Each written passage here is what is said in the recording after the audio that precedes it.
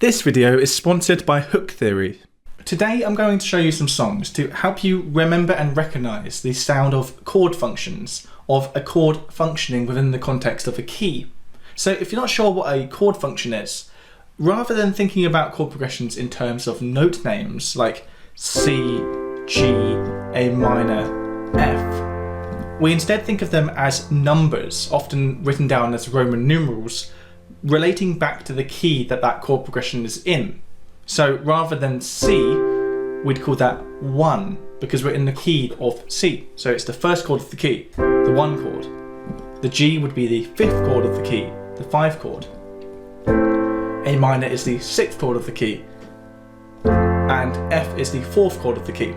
So this chord progression is 1, 5, 6, 4. And the advantage of that is we can recognise that sound regardless of what key it's in, because a 1, 5, 6, 4 will sound very similar regardless of where we start.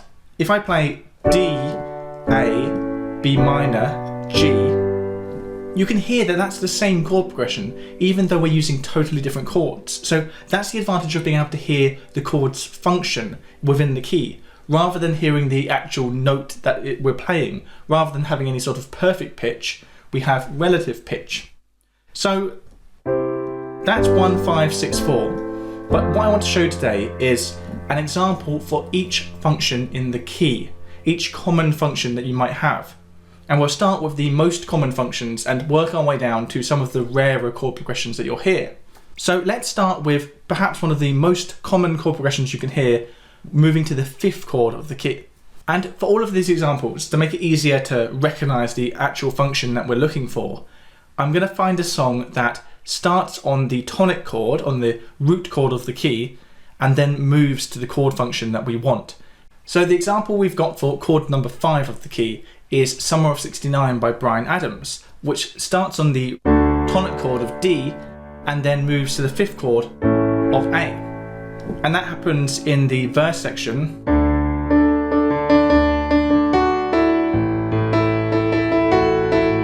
So we're going D, number 1, to A, number 5. It also happens in the riff section that we get after the chorus. So 1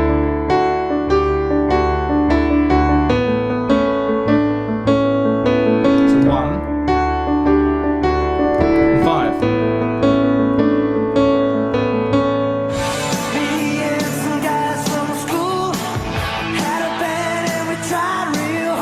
Another example we can use for the 5th chord of the key is actually any song that uses the 1, 5, 6, 4 chord progression that we're talking about at the beginning, the Axis of Awesome chord progression.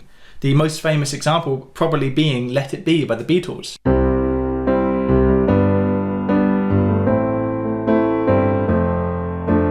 The first 2 chords of that progression, C moving to G, is 1 moving to 5.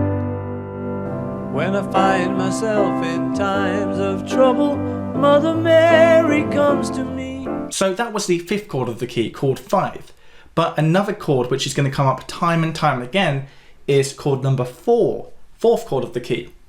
And a song that we can use as an example of the 4th chord of the key is Born in the USA by Bruce Springsteen.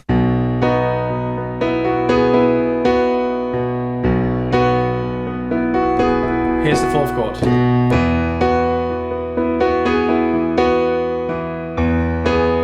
So this song basically goes back and forth all the way through from chord 1 of the key, B, and chord 4, E. So if you just listen to that song, by the end of it you'll have a fairly good idea of how the 4 chord sounds.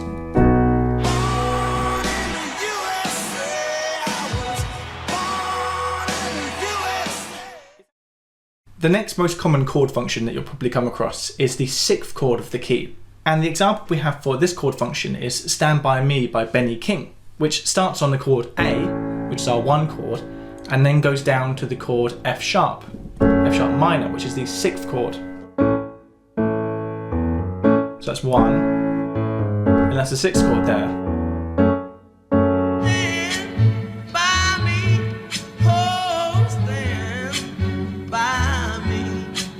And for an example of a song that purely uses the first and sixth chords of the key, goes from 1 to 6 throughout, you could use Send My Love by Adele, which goes from D, which is our root chord, to B minor for its entire duration.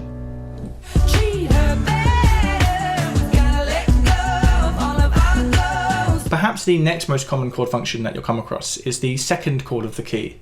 So our example for this one is actually a song that goes back and forth from the first chord of the key, our root chord, A, to the second chord of the key, B minor. And it does that all the way through its entire duration. And the song is I'd Rather Go Blind by Etta James. Something told me it was over. If you're interested in music theory, which I'm fairly sure you are, then you'll be interested in hook theory. Hook theory offers various brilliant resources for learning music theory. For example, their website offers a music theory analysis of over 20,000 different songs. They also offer 2 interactive music theory textbooks where, much like my own videos, they use pop and rock songs to exemplify and explain music theory concepts. On top of this, Hook Theory's HookPad is an excellent tool that helps you apply music theory concepts in your own songwriting. And for a limited time, you can get lifetime access to both HookPad and both Hook Theory books for 20% off. Follow the link in the description to start using Hook Theory today. So we're now starting to get into these slightly less common chord choices, but these are by no means rare. You will still find these chord functions in a whole range of songs. This next one is the third chord of the key. So the example we're going to be looking at is Help by the Beatles. And in the verse section of Help by the Beatles, we start on the chord A and then go up to the third chord of the key, C sharp minor.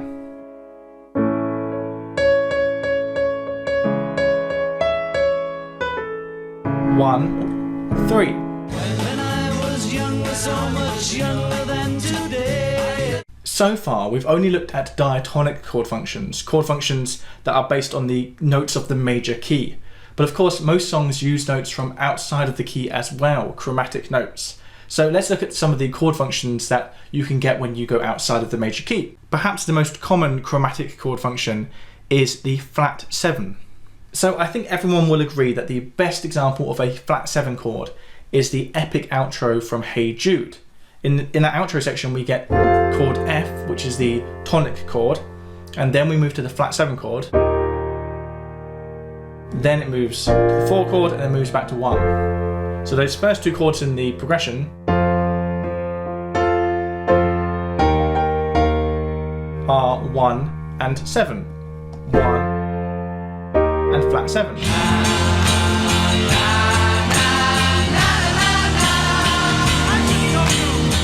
So the next example we're going to look at is the major version of the 2 chord.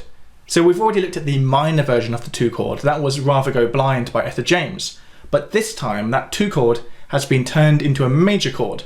And sticking with the Beatles, as I always like to do, the best example I can think of the major 2 chord is in 8 Days a Week, which starts like this.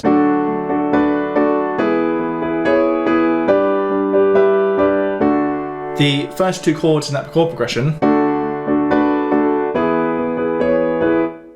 that's chord number 1, that's chord number 2 of the key, and it's the major version. So we've got D major and E major in the key of D.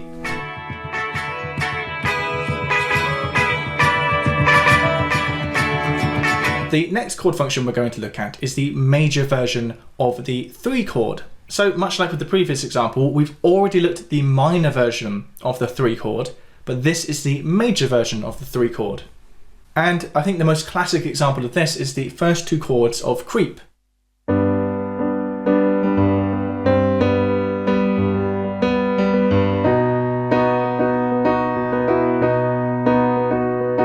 So that's our root chord, our tonic chord of G, and then it goes up to B major, which is the 3rd chord of the key.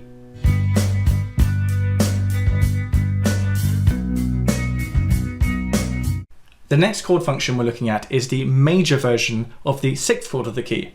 So just like with the previous examples, we've already looked at the minor version of the 6th chord, the minor chord built on the 6th degree of the scale. This time it's the major chord built on the 6th degree of the scale.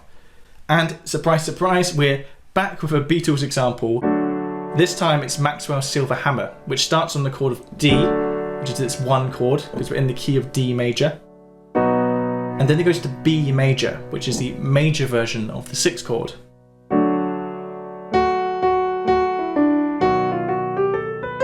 John was quizzical, studied metaphysical. So I'm going to give you 3 more examples of chord functions. The next example is the minor version of the 5th chord of the key. So the 5th chord of the key is usually a major chord. That was actually the first example we looked at today. So if you're in the key of B, the 5th chord of the key would usually be F sharp major. But of course you could do a minor chord in that place. So if we went from B to F sharp minor, you'd get a minor version of the 5th chord. And the example I've got for you today for that is The Only Exception by Paramore, which starts on the chord of B and then goes up to F sharp minor, the 5th chord of the key. You are the only exception. You are. So that's the minor version of the 5 chord, but next we're going to look at the minor version of the 4 chord. And this chord is actually quite well known for having a particularly melancholic sound to it. So I'm in F here, so if I go from F to B flat minor rather than the regular B flat major, it just has a very longing sound to it. And a good example of this is No Surprises by Radiohead, the opening riff. This is all chord 1, F, and then the climb is climbing up the minor version of the 4 chord, B flat minor. 1, minor 4.